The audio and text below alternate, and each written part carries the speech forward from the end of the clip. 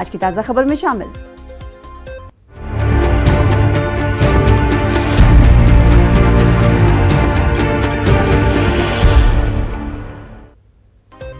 बड़ी खबर का रुख कर लेते हैं। खबर जम्मू कश्मीर से है। नंदीमर्ग, नूराबाद, कुलगाम में इनकाउंटर की खबर है। सिक्योरिटी फोर्सेज और मिलिटेंटों के दरमियान झड़प की खबरें हैं। इलाके में मोबाइल इंटरनेट खदमात मुअत्तल कर दी गई है। नंदीमर्ग, नूराबाद, कुलगाम से आपको बड़ी खबर दे रहे हैं, जहां पर इनकाउंटर की खबर है। सिक्योरिटी फोर्सेज और मिलिटेंटों के दरमियान झड़पों की इतलात मिल रही हैं। इलाके में मोबाइल इंटरनेट खदमात मुअत्तल कर दी गई हैं। गोलियों का तबादला खत्म हो चुका है। सर्च ऑपरेशन जारी है। हमारे साथ हमारे नुमाइंदे जहूर रिजवी कुलगाम से जुड़ रहे हैं। जहूर, ये कितने बजे इनकाउंटर इलाके में शुरू हुआ? इस वक्त कहा जा रहा है कि गोलियों का तबादला रुक चुका है और सर्च ऑपरेशन जारी है। क्या कुछ मजीद तफसीलात?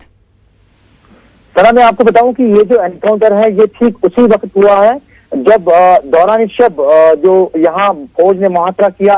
नंदीमर्ग एक इलाका है नूराबाद का, वहां पे फौज ने मुहासरा किया पूरा इलाके को। उनको यहाँ पे इनपुट मिला था कि यहाँ मिलिटेंट्स की प्रेजेंस है, तो उन्होंने यहाँ पे कॉर्डन ऑफ किया पूरे इलाके को। उसके बाद ही गोलियों का तबादला शुरू हो गया, क्योंकि देर रात ये तबादला शुरू हो गया था। काफी अंधेरा था और अंधेरे की वजह से जो है वक्फे पे गोलीबारी जो थी वो जारी थी। और हम आपको ये बताएं सना कि ये वही जगह है जहां पे मार्च के 22 मार्च के रोज या मार्च के आखिरी हफ्ते में जो है 2 सिविलियंस का कत्ल किया गया था मिलिटेंट्स के द्वारा। तो वहीं पे ये वही जगह है जहां पे आज एनकाउंटर शुरू हुआ।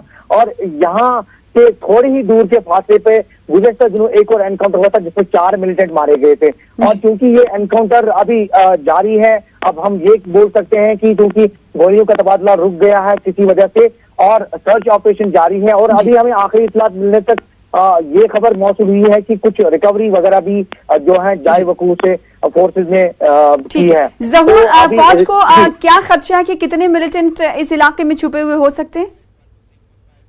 क्योंकि मिलिटेंट्स की प्रेजेंस की अगर हम बात करें तो इससे पहले भी, क्योंकि मैंने कहा कि 4 मिलिटेंट जो इसके नेक्स्ट वाले गांव में हाल ही में मारे गए थे। और आज भी ये जो एनकाउंटर है यहाँ पे भी 2 से 3 या 4 मिलिटेंट तक जो है वो छुपे होने की इतला मौजूद हुई थी फौज को और सिक्योरिटी फोर्सेस को। तो उसी वक्त उन्होंने मुहासरा यहाँ से शुरू किया था। और क्योंकि ये जो एक बहुत बड़ा ग्रुप है मिलिटेंट्स का, ये इस इलाके में घूम रहे थे कुछ दिनों से और फोर्सेस को यहाँ पे इतला मिली थी कि ये कभी एक गांव में कभी दूसरे गांव में, तो उनका ताकुब करने के लिए फौज जो है ये सर्च ऑपरेशन जारी रखे हुए हैं। जी, तो फौज की जानिब से सर्च ऑपरेशन अभी भी इलाके में जारी है, हालांकि गोलियों का तबादला खत्म हो चुका है। मजीद अपडेट आपसे लेते रहेंगे। फिलहाल बेहद शुक्रिया जहूर रिजवी हमारे साथ जुड़ने के लिए, तफसीलात फराहम करने के लिए। मुल्क भर में कोरोना के 6,761 मामले सामने आए हैं। इनमें 6,039 केस एक्टिव हैं, जबकि 515 अफराद सेहतयाब भी हुए हैं। 206 अफराद अब तक हलाक हुए हैं। महकमे सेहत के मुताबिक गुज़िश्ता 24 घंटे में कोरोना के 896 नए मामले सामने आए हैं, जबकि 37 अफराद हलाक हुए हैं। मरकजी वजीर सेहत ने कहा है कि हम रियासतों के राब्ते में हैं, पीपीई, मास्क और जरूरी सामान मुहैया करा रहे हैं। उन्होंने कहा कि कुछ ममालिक में जंग जैसे हालात हैं और इस जंग से हमें मिलकर लड़ना है।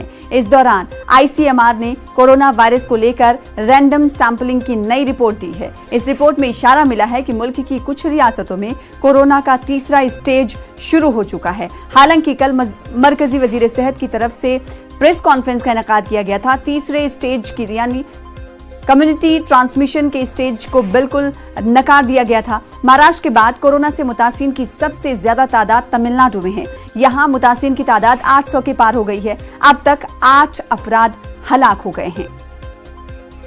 अनूप हमारे साथ हमारे नुमाइंदे जुड़ रहे हैं इस खबर पर मजीद अपडेट के साथ। अनूप, हम ये देख रहे हैं कि लगातार ये आंकड़ा बढ़ता हुआ जा रहा है और सभी की निगाहें इस पर टिकी हुई कि आज वजीर आजम नरेंद्र मोदी जब वज़ाए आला से वीडियो कॉन्फ्रेंसिंग से बातचीत करेंगे, तो क्या इस बातचीत में फैसला हो सकता है कि कब तक एक्सटेंड किया जाएगा लॉकडाउन को?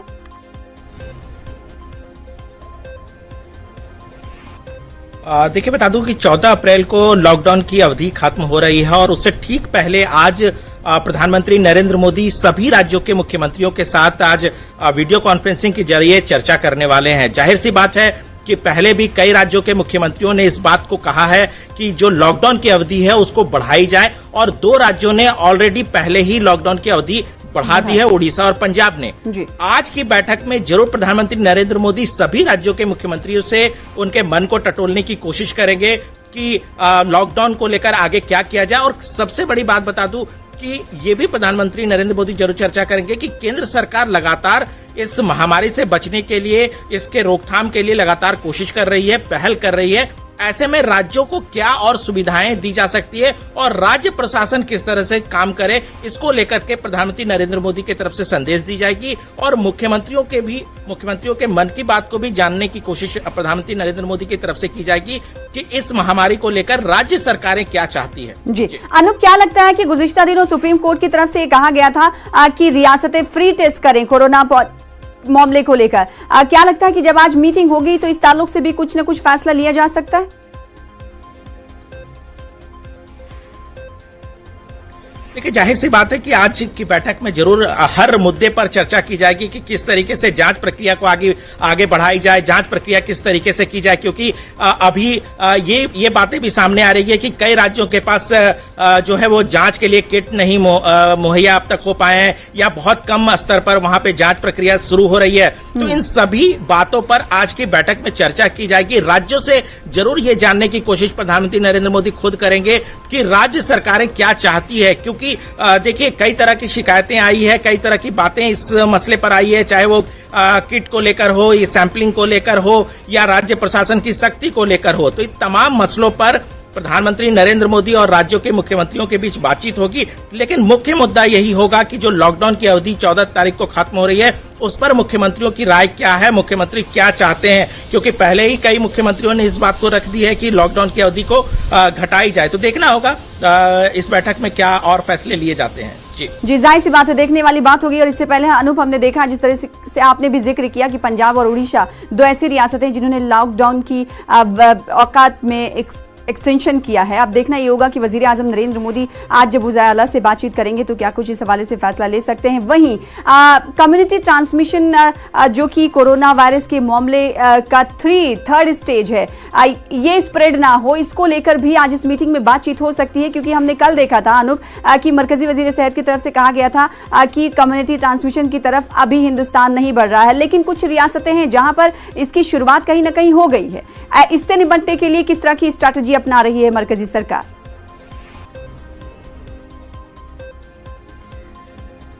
जाहिर सी बात है, कम्युनिटी ट्रांसफर एक ऐसी कह सकते हैं कि बात है कि अगर ये देश में फैलता है तो इससे बहुत ज्यादा नुकसान हो सकता है। और सरकार और केंद्र सरकार और राज्य सरकार इन दोनों के लिए बड़ी चुनौती है कि ये फेज 3 में ये मामला ना आए, स्टेज 3 में ये मामला ना आए।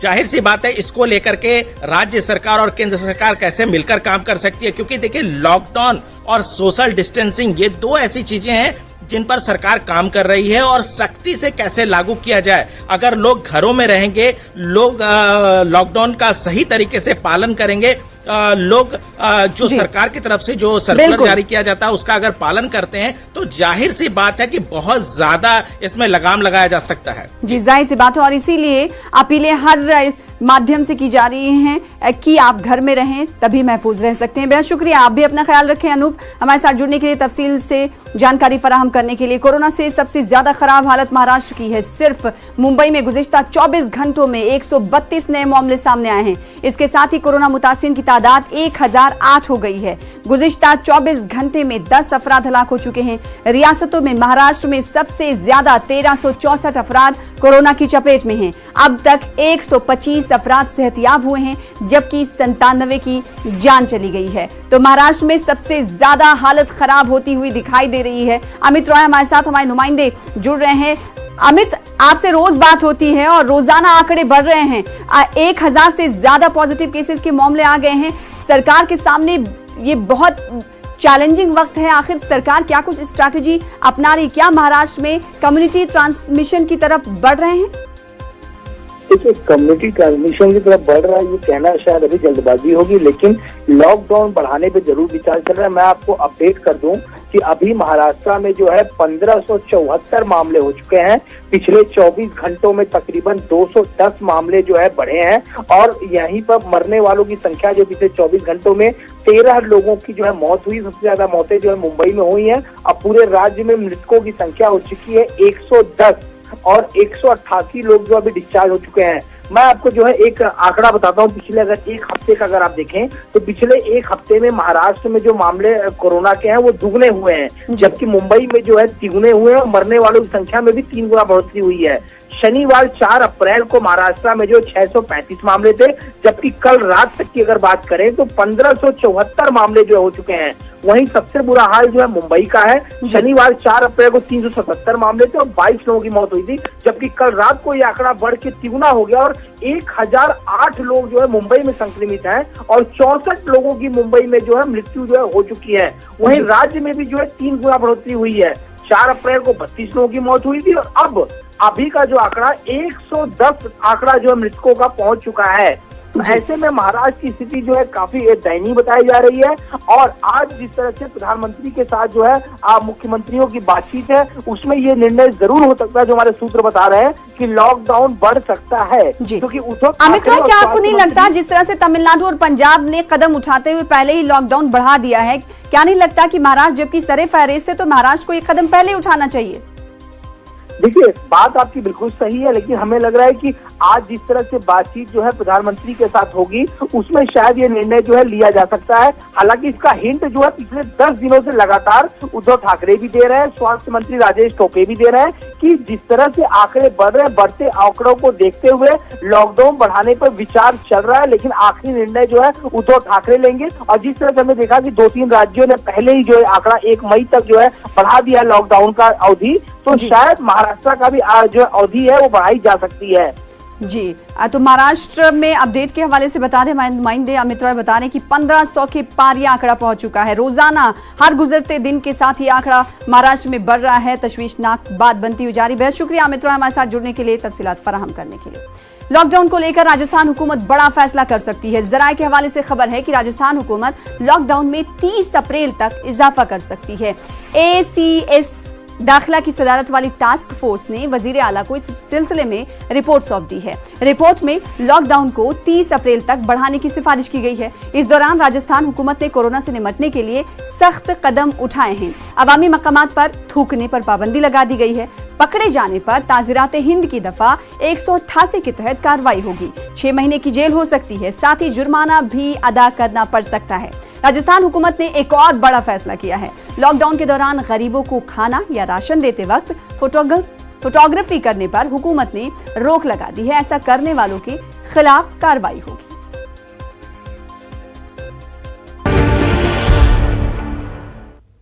गुजरात के सूरत में लॉकडाउन से परेशान सैकड़ों प्रवासी मजदूरों ने रात को सड़क पर जमकर हंगामा किया। इस दौरान पथराव और आगजनी की वारदात भी देखने को मिली। बताया जा रहा है कि लॉकडाउन की वजह से कारोबार बंद है और ये मजदूर परेशान हैं और अपने अपने घरों को वापस भेजने की मांग कर रहे हैं। पुलिस ने काफी मशक्कत के बाद हालात को काबू में किया। इस दौरान कई लोगों को पुलिस ने हिरासत में भी लिया। ये हंगामा सूरत के डायमंड नगर में हुआ, जहां बड़ी तादाद में दूसरी रियासतों के मजदूर काम करते हैं। कारोबार बंद है और इनको तनख्वाह भी नहीं मिली है, जिसकी वजह से इन मजदूरों ने सड़कों पर उतरकर एहतजाज और हंगामा किया। 700 के आसपास यहाँ जो लोग रहते हैं, वर्कर लोग रहते हैं, उन्होंने ये रोड पे पत्थर और जो रिक्शा होती है या लारी होता है वो रख के रोड को ब्लॉक किया था। और प्राइमरी पुलिस आ गई थी पहले ही और थोड़ा पत्थर मारा, उन्होंने स्टोन पेल्टिंग किया, फिर पुलिस आ गई और सब कंट्रोल कर लिया है। अभी 60 से 70 के आसपास आदमियों को डिटेन किया हुआ है और बाकी कॉम्बिंग की कार्यवाही चालू है और आगे जो भी गुनाह होगा वो दाखिल। प्रज्ञेश हमारे साथ इस खबर पर मजीद अपडेट के साथ जुड़ चुके हैं सूरत से। प्रज्ञेश, बताइएगा आखिर ऐसा क्या हुआ था कि मजदूरों को मजबूर होकर सड़कों पर उतरना पड़ा और आगजनी तक की वारदात हुई? जी बिल्कुल, ये जो वारदात है सूरत में, ये दूसरी वारदात है। लॉकडाउन के दरमियान सबसे पहले वड़ोद गांव है, वहां पे इस तरह से जो वर्कर्स है उन्होंने हंगामा किया था, वो लोग उन्होंने भी पथराव किया था। उसके बाद ये लसकाना में कल जो डायमंड नगर में जो हुआ है, वो सारे जो वर्कर्स है वो उड़ीसा से बिलोंग करते हैं। उड़ीसा से यहाँ पे वो काम के लिए आए हैं, जो जरी पावर लूम्स जो कारखाने होते हैं उसमें काम करते हैं। जिस तरह से प्राथमिक डिटेल मिली है कि काफी सारे वर्कर्स को पेमेंट कर दिया गया है, लेकिन एक ही रूम में काफी ज्यादा लोग रहते होने की वजह से वो लोग परेशान हो गए थे और वो उनकी एक ही मांग थी कि उनको गांव जाना है, उनके गांव जाने की व्यवस्था की जाए। उसी का रोष कल रोड पे दिखा था। काफी सारे वर्कर्स एक साथ मिलके रोड पे आ गए थे। पथराव करने के साथ साथ उन्होंने आगजनी भी की थी और उसके साथ जो लारी वगैरह होता है, जो रिक्शा होती है, उनको भी रोड पे ब्लॉक कर दिया गया था। लेकिन पुलिस का तकरीबन 4 पुलिस थाने की पुलिस वहां पे पहुंच गई थी। उसके साथ क्राइम ब्रांच और स्पेशल ब्रांच की पुलिस भी वहां पहुंची थी। उसके साथ रैपिड एक्शन फोर्स भी वहां पे तैनात की गई थी। पूरी रात कॉम्बिंग किया गया था। तकरीबन 90 लोगों को डिटेन किया हुआ है और पुलिस अभी भी उस एरिया में पेट्रोलिंग कर रही है। जी बेहद शुक्रिया प्रज्ञेश, हमारे साथ जुड़ने के लिए, तमाम तफसीलात फराहम करने के लिए। कोरोना की वबा तेजी के साथ फैल रही है और इसका असर उन डॉक्टरों पर भी पड़ रहा है जो मुतासिरीन के इलाज में मसरूफ हैं। ऐसे एक डॉक्टर तौसीफ हैं। लखनऊ के KGMU के रेजिडेंट डॉक्टर तौसीफ कोरोना मुतासिरीन के इलाज के दौरान खुद भी मुतासिर हो गए थे, लेकिन इसके बाद भी फोन के जरिए ही अपनी ड्यूटी को अंजाम देते रहे। कोरोना मुतासिर होने के बाद 2 महीने से वो अपने अहले खाना से नहीं मिल पाए थे। मंगल को वो अस्पताल से डिस्चार्ज हुए हैं और इस दौरान उन्होंने तफसीली जानकारी दी कि कैसे इस मोहलिक मर्ज से बचा जा सकता है। फर्स्ट पेशेंट जो लखनऊ की कोरोना पॉजिटिव पेशेंट थी, उनको मैंने देखा था 11 मार्च को और उनको जब उनका कोरोना पॉजिटिव आया उसके बाद उनको हम लोगों ने आइसोलेट किया, उनका मेडिकेशन किया गया और उसके बाद 5 दिन बाद मुझे खुद सिम्टम आने लगा क्योंकि उनको मैंने ही देखा था, मैंने एग्जामिन किया था, सैंपलिंग भी मैंने किया था। उसके बाद मैंने अपना टेस्ट कराया, मेरा कोविड-19 पॉजिटिव आया। उसके बाद मैं आइसोलेशन में आया और मेरा मेडिकेशन स्टार्ट हुआ। उस टाइम में भाई मुझे तो पहले से डाउट था कि अगर हम कोविड-19 वार्ड में काम कर रहे हैं तो होने को मुझे हो सकता है। मुझे कोई खास शौक ऐसा नहीं लगा, लेकिन जब हमारे घर वालों को पता चला, हमारे फ्रेंड्स को और हमारे रिलेटिव को, तो काफ़ी परेशान हो गए। लेकिन मैंने उन्हें समझाया, उनकी काउंसलिंग की, क्योंकि ये सिम्टम मुझे इनिशियल सिम्टम आ रहा था, कोई खास ऐसी दिक्कत नहीं थी। देखिए, बीइंग ए डॉक्टर ये तो हमको पता ही था कि जो कोविड-19 पूरी दुनिया में खैर इसका कहर तो है ही है और इंडिया में भी इसकी शुरुआत थी इसमें, लेकिन ये देखा गया है कि अमूमन 98% लोग इसमें सर्वाइव करते हैं और रिकवर करते जाते हैं। ठीक है, तो इससे बहुत ज़्यादा मैं परेशान नहीं हुआ था। दूसरों को मैंने यही समझाया कि पहली बात तो ये हमको कोशिश करनी चाहिए कि इससे हम कैसे बचाव करें। उसके लिए जो लॉकडाउन है उसका हम पूरी तरीके से पालन करना चाहिए, सोशल डिस्टेंस बना के रखना चाहिए और घर से बहुत ही ज़रूरी हो तभी निकलें, कोशिश करें कि ना निकलें और अगर निकल रहे हैं तो पूरा प्रोटेक्शन लेके निकलें। उसके बावजूद भी अगर हमको हो जा रहा है या हम किसी पॉजिटिव पेशेंट के कांटेक्ट में थे, हमको सिम्टम आ रहा है या सिम्टम नहीं भी आ रहा है, अगर हम कांटेक्ट में रहे हों ऐसे पॉजिटिव पेशेंट के साथ, तो हमको अपने नज़दीकी स्वास्थ्य केंद्र पे जाना चाहिए या गवर्नमेंट का हेल्पलाइन नंबर है उस पर कॉल करके उनको इन्फॉर्म करना चाहिए। और ऐसा हो जाता है तो अगर आप पॉजिटिव आते हैं तो आप परेशान ना हो, आप इन्फॉर्म करें अपने डॉक्टर्स को और जितना जल्दी हो सके आप आइसोलेशन में आइए, आपका मेडिकेशन स्टार्ट होगा और रिकवरी माशाल्लाह बहुत अच्छा है, इसका परेशान होने की ज़रूरत नहीं है। उस टाइम मेरे टाइम पे 7 पॉजिटिव पेशेंट थे। सबसे मेरी बात होती थी फ़ोन पे, मैं उनको समझाता था और बताता भी था। उससे जो भी पेशेंट थे उनको भी इनिशियल सिम्टम ही आ रहा था, माइल्ड सिम्टम था और धीरे धीरे एक एक करके सब रिकवर हुए और वहाँ से बाहर निकले। कुछ लोग अभी भी हैं लेकिन पूरी तरीके से वो फिट हैं, कोई सिम्टम नहीं आ रहा है। कोरोना वायरस ने पूरे मुल्क को उथल पुथल करके रख दिया है। रोजगार से महरूम मजदूर तबका अपने आबाई गांव पैदल ही सफर करने पर मजबूर है। लाखों मजदूर कौमी शाहराहों पर देखे गए जो सैकड़ों मील का सफर करने पर मजबूर हुए। औरंगाबाद के मुजफ्फराबाद में बिहार और यूपी से ताल्लुक रखने वाले 1 दर्जन से ज्यादा मजदूरों की जिंदगी में ऐसे मसायब आते आते रह गए। 5 महीने से तनख्वाह नहीं, 3 महीने से काम बंद और तनख्वाह के इंतजाम का वादा करके ठेकेदार गायब हो गया। ये रुदाद है औरंगाबाद से 15 किलोमीटर फासले पर वाक़े चोका गांव में फंसे 17 से ज्यादा यूपी बिहार के मजदूरों की। इसी दौरान कोरोना वायरस के सबब लॉकडाउन का ऐलान उन मजदूरों के लिए किसी इताब से कम नहीं था। ताहम चौका गांव के सरपंच और गांव वालों ने इन मजदूरों के न सिर्फ खाने पीने का इंतजाम किया बल्कि तमाम जरूरी अशिया भी फराहम कर दी, इस ताकीद के साथ कि वो कैंप नहीं छोड़ेंगे। करेंगे। पिछले एक हफ्ते से गांव वाले ही इन मजदूरों का ख्याल रख रहे हैं। जब बोलते कि ब्रेकडाउन खत्म होगा तो हम लोग घर जाएंगे, कैसे जाएंगे, 1 रुपया हमारे पास नहीं है। हम जाने के लिए यहाँ से सोचते हैं किसी तरह से घर चले जाए, ब्रेकडाउन खुलते ही हम लोग अपने घर वापस हो जाए। घर वाले परेशान हो रहे एकदम, 5 महीने से सैलरी नहीं मिला, हम बाहर दे आके काम करते हैं। कॉन्ट्रैक्टर तो अभी गाँव गया हुआ है।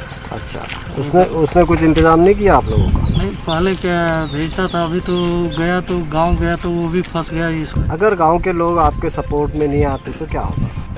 तो भूखा मरना पड़ता। सर हमारे पास जब राशन का सामान नहीं था तो हमने पुलिस वाले से बोला, पुलिस वाले ने हमको सरपंच का रास्ता दिखाया, वहाँ गए हम लोग, सरपंच से हमारी बातचीत हुई, सब कुछ हमको मिला सर खाने के लिए, कोई दिक्कत नहीं। जैसे ये रोड पे काम चालू था उस टाइम पुलिस गुजर रही थी, पुलिस वाले ने बोल दिया कि ये रोड पे लाइन पे जो पुल के काम पे कुछ मजदूर खड़े और उनको खाने पीने की दिक्कत है। जैसे भी हमें मालूमात होती हम तुरंत यहाँ आके उनके पूछताछ करके उनको जो खाने पीने की दिक्कत का सामान था वो हमने तुरंत उसी दिन उन मजदूरों को ले जाके एक राशन दुकान से और पुराना दुकान से पूरा सामान भर के दिया और उनको यहाँ रहने के लिए कोई दिक्कत नहीं होना करके उनको सिक्योरिटी के वास्ते हमने उनको नंबर दिया। कभी आपको कोई दिक्कत आ गई तो आप हमें आके कॉल करें, आपको यही कोई रहने में यहाँ कोई दिक्कत नहीं आएगी। औरंगाबाद के चौका गांव में रोड का काम जारी है, लेकिन लॉकडाउन होने की वजह से यहाँ पर बिहार और यूपी के 15 से 20 लोग मजदूर जो है तो फंसे हुए थे। इनके खाने पीने का कोई इंतज़ाम नहीं था, लेकिन चौका के गांव के लोग इनके लिए मसीहा साबित हुए। इसी तरह अगर हर जगह ख्याल रखा जाए तो हम कोरोना पर मात कर सकते हैं। अजहरुद्दीन, न्यूज़ 18 उर्दू, औरंगाबाद।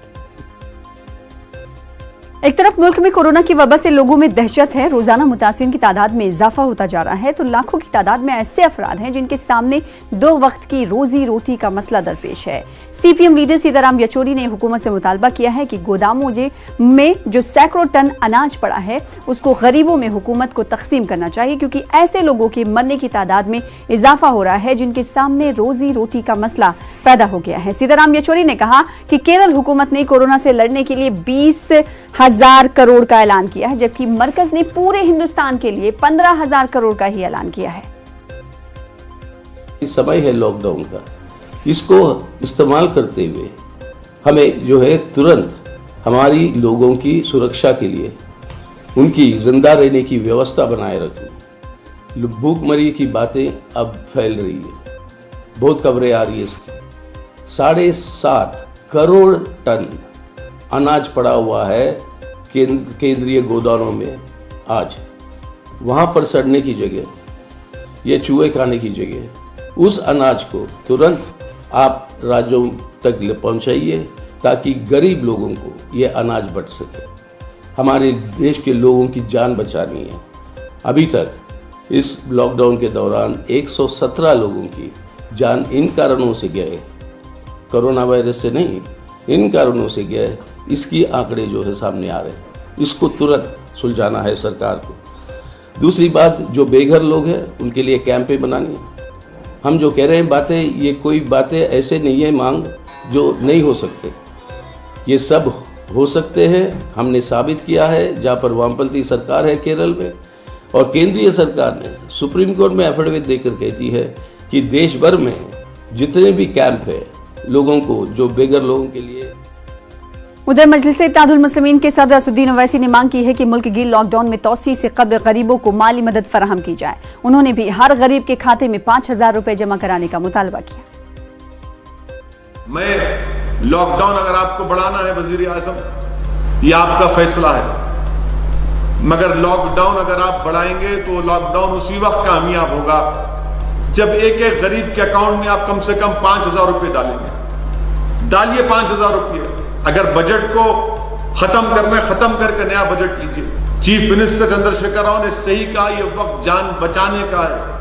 गरीब या तो गरीब कह रहा है कि हम कोविड से नहीं मरे तो भूख से मर जाएंगे। कहां जाएगा गरीब, बताइए आप। मैं वजीर आजम से अपील कर रहा हूं, डिमांड कर रहा हूं कि आप लॉकडाउन अगर बढ़ाना चाह रहे हैं तो स्टेट्स को, हमारे तेलंगाना में 85 lakh white ration card holders हैं। रेशन कार्ड होल्डर के अकाउंट में 5,000 रुपए डाले जाएंगे। लॉकडाउन आप बढ़ाइए। लॉकडाउन कामयाब उस वक्त होगा, कब तक हम गरीबों को रोक पाएंगे? उनको खाने की जरूरत है। आज की ताज़ा खबर में फिलहाल इसी के साथ इतना ही। मजीद खबरों के लिए आप देखते रहिए न्यूज़ 18 उर्दू। दीजिए इजाजत। आदाब।